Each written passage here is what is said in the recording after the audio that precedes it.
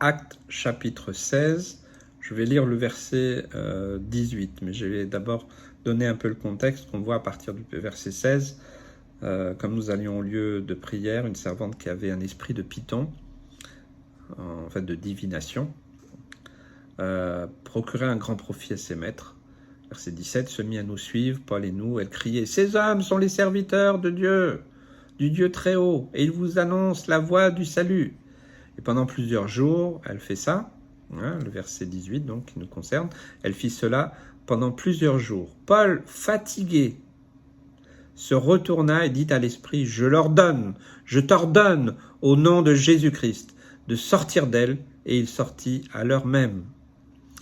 On voit l'attitude là de cette femme qui procurait donc un bénéfice, parce qu'évidemment quand cet esprit de divination bien, permettait sans doute à ses maîtres de gagner de l'argent facilement. Hein, vous n'avez qu'à voir là où sont les voyants, les cartomanciennes, médiums et j'en passe.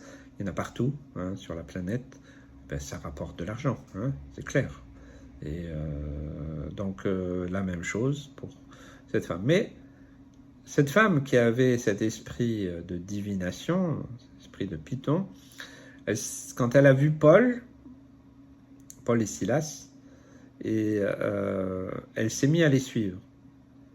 Et donc elle s'est mise à voir cette révélation qui n'était pas facile. Ces hommes sont les serviteurs du Dieu très haut, ils vous annoncent la voie du salut. Quelque part, est-ce qu'elle est devenue évangéliste? Elle proclame que Paul et Silas sont des hommes de Dieu, il faut les écouter. Voilà, mais on voit Paul, il est patient. Parce qu'elle a fait ça pendant plusieurs jours. Et ça a dû agacer, puisque le verset 18, donc Paul, fatigué. Bon, le texte ne nous dit pas énervé, ras-le-bol. Bon, mais ça va maintenant, c'est bon. Vous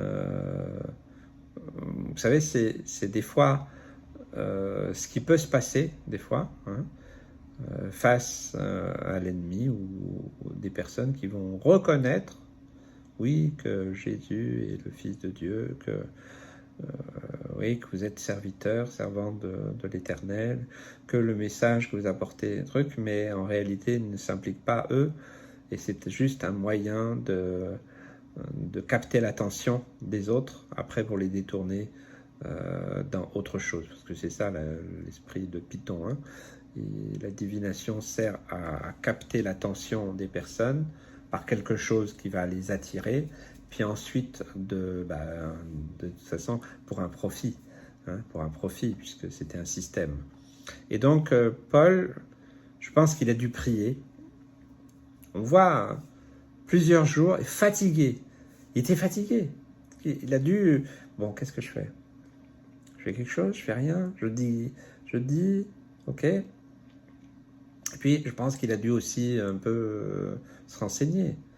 Bon, elle fait ça parce que l'Esprit de Dieu s'est révélé à elle, ou alors c'est vraiment dans un but de divination pour attirer les gens, pour les piéger, pour leur voler de l'argent.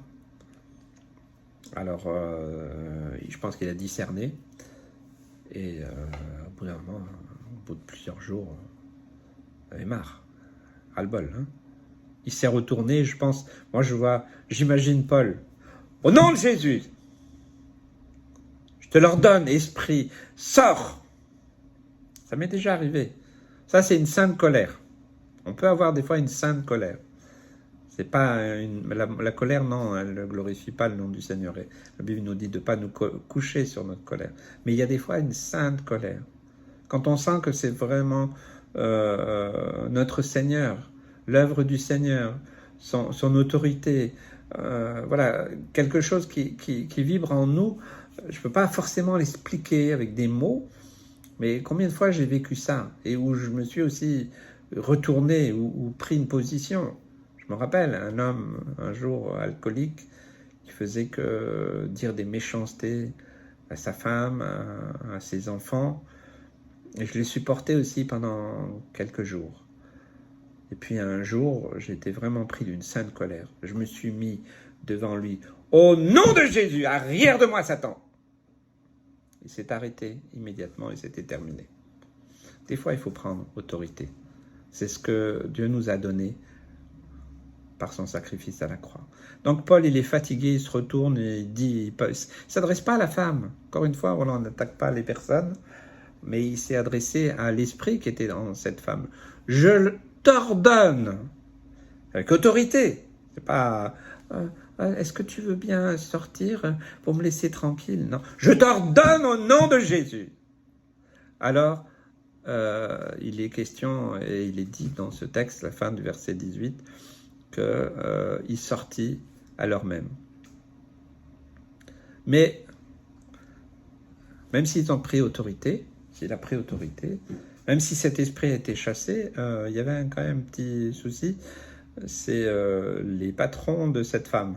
C'était une servante, sans doute une esclave, et donc elle rapportait plus d'argent. Donc les patrons, qu'est-ce qu'ils font?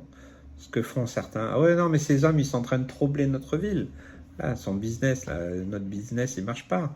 Il marche plus. C'est comme si vous alliez dans une ville où il y a de l'idolâtrie partout, des idoles. Imaginez, vous allez dans les rues de Lourdes ou ailleurs dans le monde, et puis vous commencez à, au nom de Jésus, voilà, commencer à attaquer. Bah, vous allez certainement pas finir avant la fin de la rue, vous serez embarqué par la police. Hein. C'est clair. Eux, c'est pareil, ils ont décidé que le business, là, il fallait pas qu'il s'arrête. Et là, il s'arrête. Et donc, ils ont attrapé Paul et Silas et puis ils les ont emmenés devant les magistrats. On sait que, voilà, ils les ont emmenés en prison. Enfin, il y a toute une histoire. Vous relirez la fin du chapitre 16. Mais mon propos, c'était, parfois, nous avons besoin d'avoir une sainte colère. Pas pour notre intérêt, pas pour, attention, pas pour blesser ou détruire quelqu'un, non, mais quand nous discernons clairement l'esprit qui est en face de nous, alors voilà, moi je vous invite à prendre autorité. Et les chrétiens n'ont pas d'autorité parce qu'ils ne savent pas en qui ils croient, ils ne connaissent pas leur position en Christ, ils ne savent pas vraiment ce que Jésus a accompli à la croix, ils n'ont pas vraiment réalisé, alors ils sont, oh non, ils sont tout tremblants et tout ça.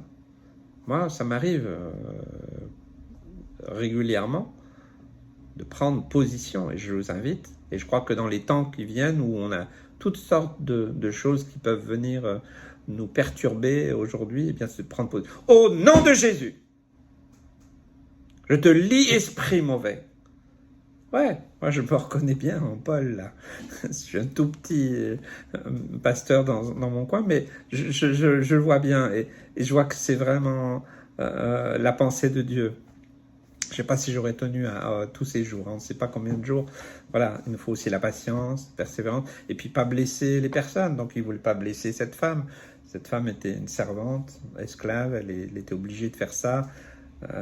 Elle avait ce mauvais esprit. Cette femme, en étant libérée de cet esprit, elle allait retrouver beaucoup de choses bonnes pour elle. Sauf que voilà, ses patrons, eux, ils avaient décidé autrement.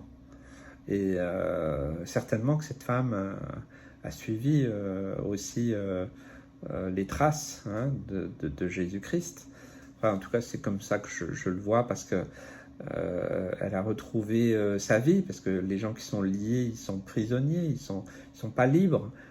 Voilà, donc le Seigneur nous aide, et des fois bien avoir cette position, cette sainte colère qui vient du cœur de Dieu, non pas pour détruire, non pas pour juger et condamner les gens, mais pour vraiment lier les esprits mauvais. Et nous sommes dans un monde où il y a beaucoup d'esprits mauvais. Donc il faut mettre ça en pratique. Que Dieu vous bénisse.